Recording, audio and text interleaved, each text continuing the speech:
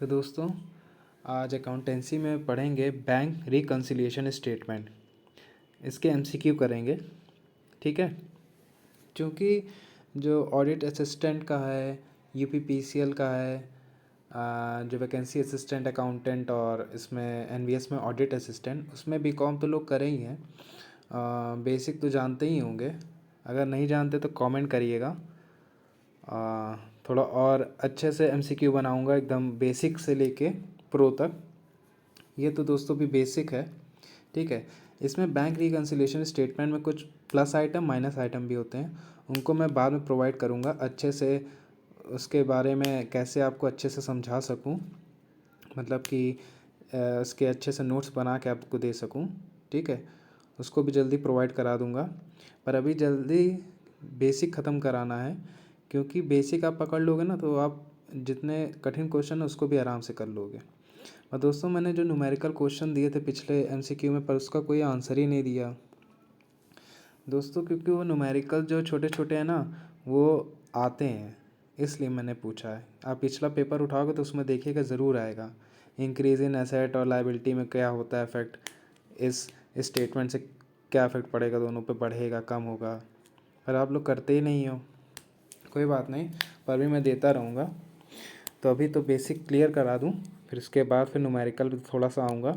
ज़्यादा नहीं, बेसिक ही पूछेगा, क्योंकि बड़े क्वेश्चन पूछ लेगा तो फिर इतना टाइम नहीं रहता लोगों के पास। क्योंकि 2.5 घंटे में सब करना है, ठीक है। इतने बड़े क्वेश्चन किसी में भी नहीं पूछता, ठीक है।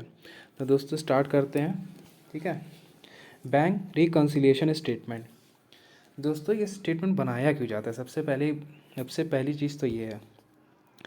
तो दोस्तों, जैसा कि आप बैंक जाते हो तो कितना पैसा आपके अकाउंट में है, कितना निकला है, तो आप बैंक वाले आपको पासबुक देते हैं। तो पासबुक जब देते हैं, आप देखते हैं कि ये कुछ अमाउंट जो निकले हैं वो आपके ध्यान में नहीं है। तो अगर वो जब ध्यान में नहीं होता है तो जब घर पे आते हो तो देखते हो, जब आप मान लो उसके लिए अगर कैश बुक अगर बनाते हो, तो बैंक का पासबुक और कैश बुक में जब आप मिलाते हो, अगर कोई इसमें दिक्कत आती है, दिक्कत इन द सेंस मतलब कोई अमाउंट मैच नहीं करता, तब हम लोग बनाते हैं बैंक रिकन्सिलिएशन स्टेटमेंट, ठीक है। अगर अपनी तरफ से दिक्कत है तो उसको सही कर देते हैं, बैंक की तरफ से तो बैंक को बताते हैं, ठीक है। इसीलिए दोस्तों ये बनाते हैं, ठीक है। तो एमसीक्यू स्टार्ट करते हैं दोस्तों। A bank reconciliation statement is prepared by account holder in a bank, ठीक है। बैंक प्रोवाइड करती है पर अकाउंट होल्डर का रहता है, ठीक है ना। बैंक अकाउंट होल्डर बनाता है ना, वो मैच करता है कैश बुक और पासबुक में, ठीक है। Bank reconciliation statement is prepared on a certain date, एक डेट पे बनता है, ना कि पूरे साल के लिए बनता है, ठीक है दोस्तों। एक डेट पे ले आते हैं, मैच कराते हैं, अगर नहीं हो तो उसको टैली कराया जाता है, ठीक है। क्या प्रॉब्लम है उसमें। Objective of preparing a bank reconciliation statement, दोस्तों जो मैंने बताया, reconcile the bank balance of cash book with the help of balance of passbook, ठीक है। Reconciliation statement is prepared with the balance of इधर कैश बुक से या तो पासबुक से, ठीक है। Passbook is a copy of customer account prepared by the bank, ठीक है दोस्तों। ये तो मैंने बताया दोस्तों, ये बेसिक है। जैसे debit balance of cash book means favourable balance, ठीक है दोस्तों। और credit balance of cash book means unfavourable balance. Debit balance of passbook means unfavourable balance. Credit balance of passbook means favourable balance, ठीक है। क्योंकि दोस्तों जो कैश बुक में डेबिट होता है, जो हम डेबिट करते हैं, उसको बैंक वाले मतलब कि पासबुक में क्रेडिट होता है, ठीक है।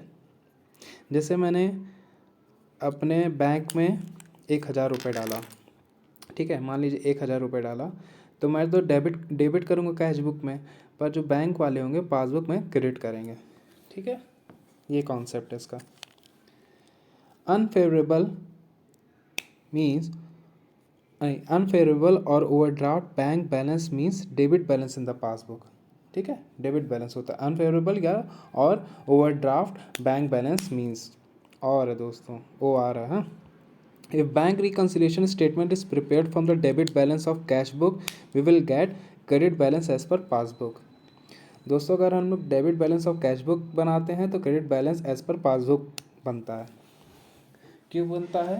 क्योंकि हम लोग जो डेबिट में डालते हैं, debit balance of cash book में, वो क्रेडिट बैलेंस ऑफ पासबुक में जाता है, इसीलिए। ठीक है दोस्तों, ऐसे वाइस वर्सा है। अगर आप credit balance of cash book में बनाना तो स्टार्ट करते हो तो वो डेबिट बैलेंस ऑफ पासबुक में आएगा। ठीक है, तो दोस्तों कुछ टर्म्स हैं, इसको मैं बता देता हूँ क्योंकि ये इम्पॉर्टेंट भी है, कभी कभी पूछता है। When discount is allowed by the seller to its customer at a fixed percentage on the list or catalog price of the goods, it is called trade discount। ठीक है दोस्तों, it is not recorded in the books of account as it deducted in the invoice or cash memo itself from the gross value of goods। ठीक है दोस्तों, अगर कोई seller जो अपने कस्टमर को डिस्काउंट देता है परचेज के बाद, तो कैटलॉग प्राइस पे या लिस्ट पे, तो उसको ट्रेड डिस्काउंट कहते हैं। पर दोस्तों ट्रेड डिस्काउंट ये बुक ऑफ अकाउंट्स में, मतलब जर्नल में और इसमें जाता नहीं है। लेजर, जर्नल नहीं जाएगा तो लेजर में भी नहीं जाएगा, क्योंकि ये शुरुआती में लेस हो जाता है। जो वाउचर बनता है उसी में लेस हो चुका होता है। ठीक है, तो जो लेस होके पैसा आता है उसमें वो अमाउंट जो जर्नल में जाता है। ठीक है, इस वजह से। जो रिबेट मिलता है दोस्तों, रिबेट तब मिलता है जब गुड्स जो हैं वो गुड क्वालिटी के ना हो, जब सेलर जो है, जब सेलर अपने कस्टमर को देता है, जब गुड्स अच्छी क्वालिटी का ना हो और सेलर कस्टमर के स्पेसिफिकेशन के हिसाब से ना हो। ठीक है, तो ये सब दोस्तों बेसिक है, इसको ज़रूर देख लीजिएगा। ठीक है, आप पिछला जो मैंने MCQ कराए हैं उसके भी क्वेश्चन देखिएगा। ठीक है, वो सब बेसिक है, उसको अच्छे से पढ़िएगा, और उसमें कुछ क्वेश्चन मैंने पूछे हैं उसको भी कमेंट ज़रूर करिएगा दोस्तों। ठीक है, थैंक यू।